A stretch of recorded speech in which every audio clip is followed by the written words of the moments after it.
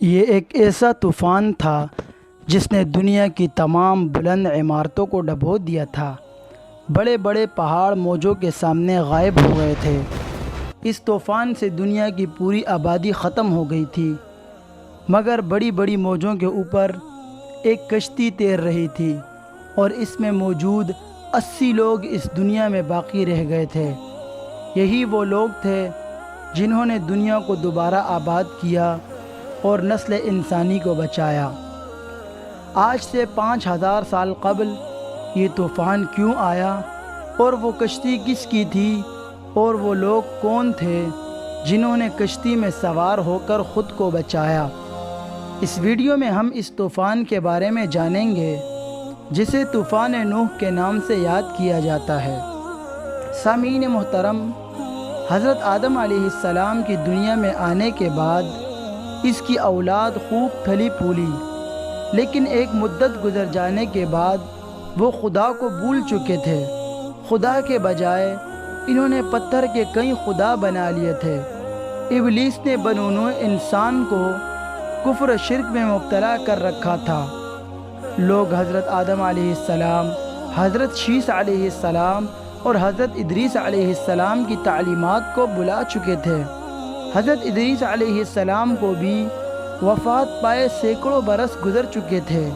چنانچہ اللہ تعالی نے اسی قوم میں سے ایک نیک شخص حضرت نوح علیہ السلام کو نبی بنا کر بھیجا۔ حضرت نوح علیہ السلام پہلے رسول ہیں جنہوں نے اپنی قوم کو تبلیغ کی، اور سب سے پہلے آپ کی قوم پر عذاب نازل ہوا۔ حضرت نوح علیہ السلام کی قوم عراق کے گرد نواح میں آباد تھی۔ آپ نے انہیں اللہ کی وحدانیت اور عبادت کی طرف دعوت دی۔ آپ نے فرمایا، اللہ کے سوا کسی کی عبادت نہ کرو۔ اگر تم اسی طرح کفر و شرک میں مبتلا رہے تو مجھے ڈر ہے کہ تم سخت عذاب میں نہ مبتلا ہو جاؤ۔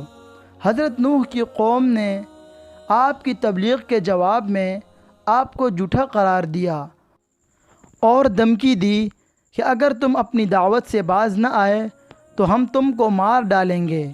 آپ نے اپنی قوم کو 950 سال تک تبلیغ کی اور بے انتہا کوشش کی کہ وہ لا شریک معبود پر ایمان لے آئے، مگر ان پر کوئی اثر نہ ہوا۔ اس قوم میں چند غریب لوگ تھے جو آپ پر ایمان لائے، جن کی تعداد 70 یا 80 تھی۔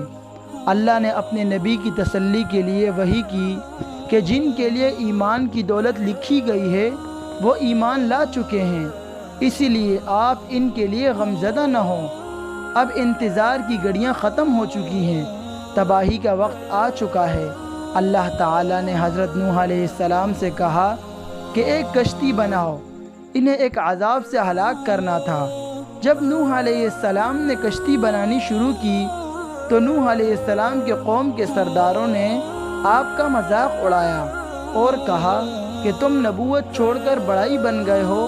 غرض طرح طرح سے آپ کا مذاق اڑایا گیا، لیکن آپ نے صبر کیا اور جواب میں کہا کہ اے نافرمانو، اللہ کا عذاب طوفانی شکل میں آئے گا، بھلے آج تم میرا مذاق اڑا لو۔ جب عذاب الہی کا وقت آیا تو اللہ نے کہا، ہر قسم کا ایک ایک جوڑا رکھ لو، اور جو ایمان لائے ہیں انہیں بھی سوار کر لو۔ آخر کار عذاب کے آثار ظاہر ہونے لگے، اور دیکھتے ہی دیکھتے زمین کے ہر گوشے سے پانی نکلنے لگا، بارش برسنے لگی، کشتی پہاڑ جیسی طوفانوں کی موجوں پر تیر رہی تھی۔ حضرت نوح علیہ السلام نے اپنے بیٹے کنعان کو کہا، آ جاؤ، کشتی میں سوار ہو جاؤ، لیکن اس نے انکار کر دیا، اور اسی گفتگو میں ان کے درمیان ایک بڑی موج حائل ہو گئی۔ یہ ایسا طوفان تھا کہ جس نے ہر شے کو ختم کر دیا تھا۔ صرف حضرت نوح کی پہاڑ جیسی کشتی تھی جو پانی میں تیر رہی تھی۔ اس کشتی میں لوگ 150 دن زندہ رہے، اور کشتی جبل جودی کے پاس ٹھہر گئی۔